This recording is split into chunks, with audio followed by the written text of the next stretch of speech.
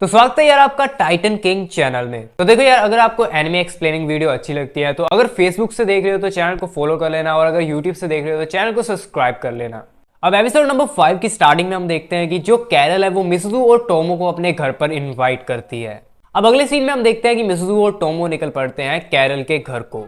अब बहुत ज्यादा घूमने के बाद वो बहुत ही बड़ी जमीन के सामने पहुंचते हैं, जिस जमीन का गेट बहुत ही ज्यादा बड़ा होता है और कैरल ने अपने घर का पता उसी गेट का दिया होता है। अब जैसे ही वो दोनों गेट की तरफ खड़े होते हैं तो उन्हें दूर से एक लड़की उनकी तरफ आती हुई दिखती है, और वो लड़की एकदम कैरल की तरह होती है और उसका बिहेवियर भी कैरल की तरह ही होता है। और उस लड़की को देखकर ही टोमो और मिसुजू समझ जाते हैं कि ये जो भी लड़की है इसका और कैरल का पक्का कोई ना कोई तो संबंध है। अब यहाँ पर हमें पता चलता है कि वो लड़की कैरल की माँ थी। अब कैरल की माँ को यहाँ पर पता चलता है कि वो दोनों कैरल की दोस्त हैं। अब कैरल की माँ पहले तो टोमो को एक लड़का समझती है, पर बाद में उसकी डमीज देखने के बाद उसे पता लग जाता है कि वो एक लड़का नहीं लड़की है। अब यहाँ पर कैरल की माँ उन दोनों को अपने घर ले जाती है। अब घर में जाने के बाद कैरल टोमो के गले लगती है, पर मिसुजू उसको अपने गले लगने नहीं देती। और जब कैरल कहती है कि देखो मेरी चोटियां भी मिसुजू तुम्हारे जैसी है, तो मिसुजू अपने बाल खुले कर लेती है। अब ये देखकर कैरल की माँ मिसुजू को देखने लगती है। अब यहाँ पर कैरल मिसुजू और टोमो को अपने कमरे में ले जाती है और उसका कमरा किसी रानी की तरह होता है।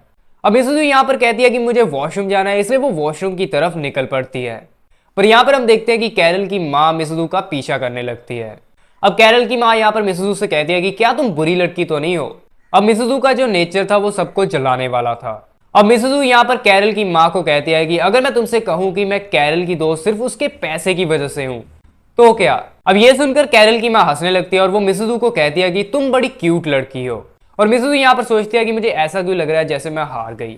अब अगले सीन में हम देखते हैं कि मिड टर्म के एग्जाम आ गए होते हैं और टोमो को बहुत फिक्र होती है कहीं वो फेल ना हो जाए। अब मिसुजू यहाँ पर टोमो को कहती है कि तुम मेरे घर में आ जाना, मैं तुम्हें पढ़ाऊंगी। और कैरल भी यहाँ पर तैयार हो जाती है मिसुजू के घर पर पढ़ने को। पर अचानक से वहां पर जून आ जाता है और जून टोमो को कहता है कि मैं तुम्हें पढ़ाऊंगा टोमो। तो मिसुजू जून को कहती है कि पिछले एग्जाम में तुम्हारा कितना नंबर आया था। तो जून कहता है कि मेरा नंबर आया था 30। और मिसुजू यहाँ पर वही भयानक सी हंसी से कहती है कि मेरा नंबर आया था पहला। और जून यहाँ पर सदमे में चला जाता है। अब टोमो और कैरल पहुंच जाते हैं मिसुजू के घर में पढ़ने के लिए। अब पढ़ते वक्त यहाँ पर हमें पता चलता है कि कैरल भी काफी ज्यादा होशियार होती है, पर कैरल ने पढ़ने का तरीका अपना ही बनाया होता है। तो मिसुजू से कहती है कि ये तरीका एग्जाम में नहीं चलेगा, इसलिए वो कैरल और टोमो को अपने तरीके से पढ़ाने लगती है। अब यहाँ पर एग्जाम ओवर हो जाते हैं और रिजल्ट भी आ जाता है। टोमो आई होती है 74 नंबर पे और जून आया होता है 54 नंबर पे। और यहाँ पर हम देखते हैं कि इस बार मिसुजू आती है दूसरे नंबर पर और पहले नंबर पर होती है कैरल। अब अगले सीन में हम देखते हैं कि टोमो और जून आपस में बातें कर रहे होते हैं। और यहाँ पर जून टोमो को कहता है कि जिस गेम की तुम बात कर रही थी वो मैंने खरीद ली है। देखो कल हमारा स्कूल नहीं लगेगा, तो क्या आज रात को हम गेम खेलें? हम रात से लेकर सुबह तक गेम खेलेंगे। अब टोमो यहाँ पर जून को कहते हैं कि हाँ मुझे याद आया, बचपन में तुम बहुत गेम खेलते थे, तुम तो गेमर किड थे। अब जून को गेमर किड का नाम सुनकर पता नहीं क्या हो जाता है और वो टोमो के पेट में हाथ मारने शुरू कर देता है और कहता है कि मुझे गेमर किड आज से बात कभी मत कहना। और टोमो यहाँ पर कहती है कि चलो फिर रात को गेम खेलेंगे।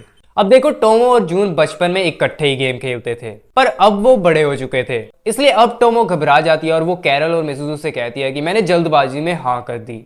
अब टोमो यहाँ पर कहती है कि मेरे तो दिमाग में ही नहीं आया, पूरी रात जून के साथ अकेले मैं कैसे गुजारूंगी। अब टोमो यहाँ पर कैरल और मिसुजू को कहती है कि मैं अभी जाकर जून को मना कर देती हूँ। पर कैरल और मिसुजू टोमो से कहते हैं कि अब तुमने हाँ कर दी है, अब मना करना कोई ऑप्शन नहीं है। अब जब शाम हो जाती है और टोमो अपने घर पर होती है तो टोमो अपनी माँ को बताती है कि आज मैं जून के घर पर रहूंगी और वहां पर ही सोऊंगी। तो यहाँ पर टोमो की माँ कहती है कि मुझे नहीं पता था कि इतना कम समय रह गया। तो टोमो कहती है कि किसमें इतना कम समय रह गया। तो टोमो की माँ कहती है कि मुझे अभी अपने पोते का नाम सोचना पड़ेगा। और टोमो यहाँ पर शर्माकर कहती है कि ये क्या बोले जा रहे हो। अब टोमो अपने पिता के पास जाती है और उसे भी वही कहती है कि मैं आज जून के घर पर सोऊंगी। और उसका पिता कहता है कि हाँ जाओ, ज्यादा परेशान मत करना उनको। अब टोमो यहाँ पर सोचती है कि मेरे घर वालों को कोई फर्क ही नहीं पड़ता कि मैं जून के घर पर सोने वाली हूँ। अब टोमो पहुंच जाती है जून के घर में और जून को एक लिफाफा देती है और कहती है कि ये मेरी माँ ने तुम्हारी माँ के लिए भेजा है। तो जून कहता है कि ये मैं कल दे दूंगा, आज तो कोई घर पर ही नहीं है। तो टोमो यहाँ पर जून से कहती है कि तुम्हें मुझे पहले बताना चाहिए था कि तुम्हारे घर में कोई भी नहीं है। तो जून टोमो को कहता है कि तुमने क्या मेरे घर वालों से बात करनी थी। और टोमो कहती है कि ये पॉइंट नहीं है बेवकूफ। अब यहाँ पर जून और टोमो खाना खाने लगते हैं। जून टोमो को कहता है कि मैं तो बाथ टब में नहा लिया हूँ। तुम भी बाथ टब में नहा लो, फिर हम खेलेंगे गेम पूरी रात। अब टोमो यहाँ पर सोच रही होती है कि जिस बाथ टब में जून नहा कर आया मैं उसमें कैसे नहाऊंगी, इसलिए वो जून को कहती है नहीं मैं शावर लूंगी। जब टोमो नहा रही होती है तो वो कोशिश करती है कि क्यों ना जून वाले टब में नहाऊं, पर जैसे ही टोमो टब में पैर पाने वाली होती है तो अचानक से जून टोमो का नाम लेता है बहुत तेजी से और टोमो घबराकर चीख पड़ती है।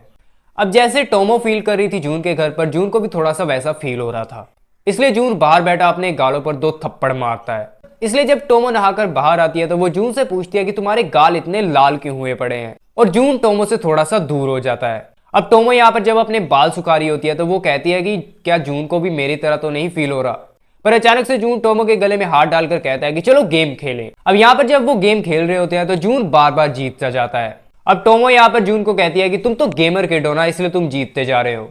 तो जून ने जैसे कि कहा था कि मुझे ये दोबारा मत बोलना।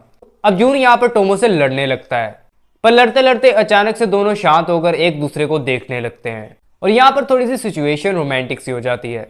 पर अचानक से जून बात को बदल देता है और कहता है कि चलो एक मैच और खेलते हैं। अब वो दोनों तो गेम को 1-2 बजे तक खेलने की बातें कर रहे थे, पर उन्हें जल्दी ही नींद आ जाती है। अब टोमो बेड पर सो जाती है और जून नीचे जमीन पर सो जाता है। अब टोमो अचानक से उठकर जून की तरफ देखने लगती है। अब टोमो यहाँ पर सोचती है कि जून को ध्यान से देखने पर उसका चेहरा कुछ और तरह का लग रहा है। अब टोमो यहाँ पर जून के कान को छूकर कहती है कि इसके कान बहुत छोटे हैं, और फिर टोमो जून का नाक दबा देती है, जिसकी वजह से जून की सांसें रुक जाती हैं। अब जून जैसे कि कराटे सीखता था, इसलिए वो नींद में ही टोमो को चॉप स्लैम पा देता है और उसको अपने साथ लपेट लेता है और टोमो की सांस घुटने लगती है। अब जब वो दोनों सुबह उठते हैं तो जून देखता है कि टोमो तो जमीन पर मेरे साथ सोई पड़ी है, और जून घबराहट में दीवार में बचता है जाकर, और अचानक से टोमो उठ जाती है और वो जून को देखकर कहती है कि ये कैसा अजीब तरीका है सोने का। अब जब टोमो जून के घर से निकल जाती है और अपने घर को जा रही होती है, फिर अचानक से उसे याद आता है कि मैं तो बेड पर सोई थी, तो सुबह होने पर जमीन पर कैसे उठी। अब जब टोमो और जून स्कूल को जा रहे होते हैं तो टोमो यहाँ पर जून से शर्माती रहती है और उन दोनों का एक दूसरे को पहले की तरह बुलाना थोड़ा सा कम हो गया था। तो अगर और एपिसोड देखने हैं तो फॉलो और सब्सक्राइब कर लेना। तो चलो मिलते हैं अगली वीडियो में।